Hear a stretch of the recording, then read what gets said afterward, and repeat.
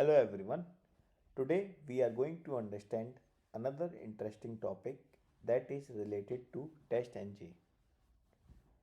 In this topic we will understand the at the rate test annotation and its attributes.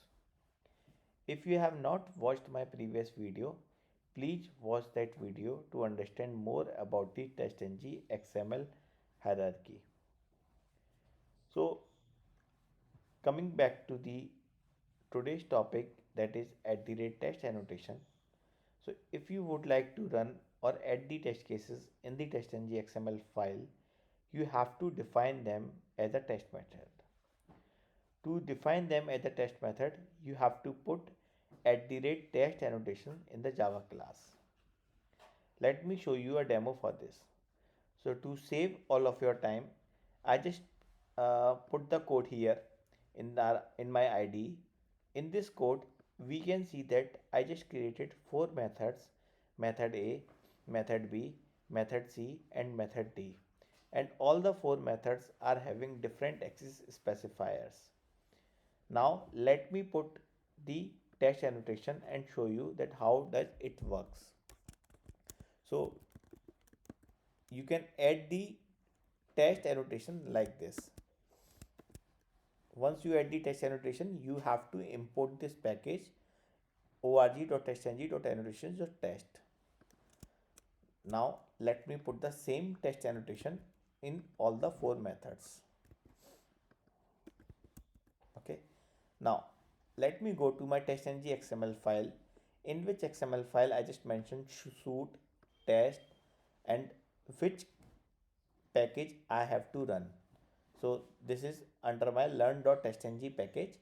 So I just put the learn.testng package here. Now let me run this, run as testng suite. So you can see that we can see there are four outputs: hello A, hello B, hello C, and hello D. So these are the output of these four test methods which we have defined. Now let me show you something which is very interesting. Let me remove these text annotations which we have added and put this text annotation on a class level and see then are all the four methods are working or not. So I have added this text annotation at the class level and let me run the test cases again. So what we saw is that only it prints hello A. So here is a catch that the text annotation at the class level would work only for the public methods. If the method access specifier is private, protected, or default, it would not work. It would work only on public methods. So you can put this text annotation at the class level.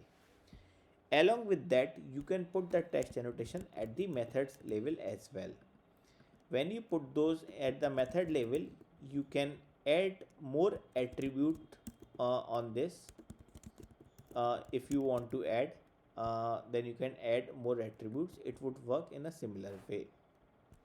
Okay.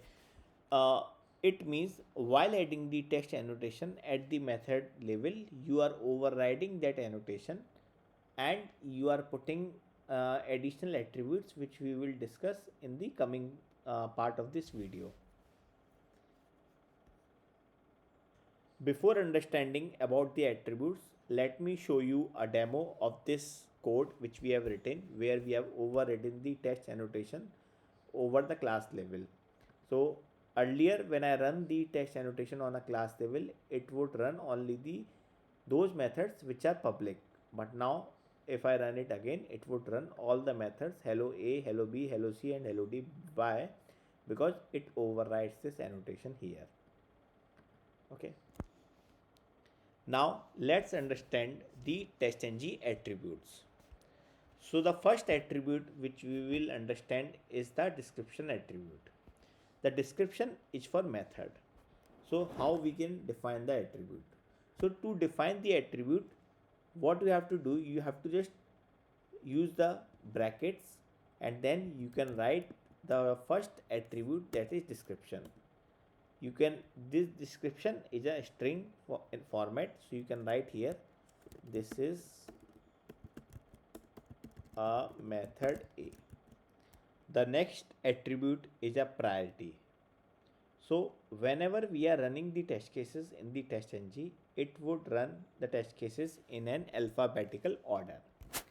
So suppose if I put this method before this method, uh, it does not impact anything. The output is same. The output is same. Why? Because the methods are running in an alphabetical order. If I say here is a method A, then we have a method B, then we have a method C, and then we have a method D. So A, B, C, and D all are in alphabetical method. If I used rename this method B to method B, I just changed the first character of method to M to A to see that does it impact or not. Let me run this test cases. So it would run hello B. Okay, sorry, I just run these test cases using the TestNG Eclipse plugin. Let me run those test cases from the XML file. So when I run these test cases, it first print hello B instead of hello A. Why? Because this method B is coming first before method A, before method C, and before method D. Okay, so the methods are running in an alphabetical order, uh, but if you would like to change these ordering defined by TestNG, you can change it by using the priority attribute.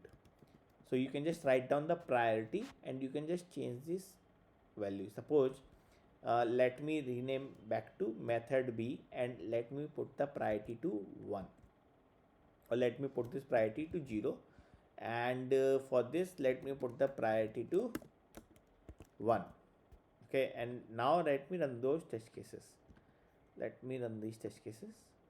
So see, first of all it prints hello B, then it prints hello C, then it prints hello D, and then it prints hello A. Now you are confused that we don't have provide any priorities to these two methods, but these two methods are also run before this method. So by default the priority of TestNG is 0. Okay, if you have not defined this to be 0, it runs by default as a 0, and once the priority is same, it would again run in an alphabetical order. So to show you where we can see this, just click on the text annotation and you can see the default values of every attribute which we are discussing. So just let me go to the priority attribute, and here you can see the priority by default is 0 for everyone. So you can just change the priority to just change the TestNG outcome. If you would like to run any test case before any test case, you can just change it using the priority attribute. So that's all for today. We will learn about more attributes in the upcoming video. Thank you.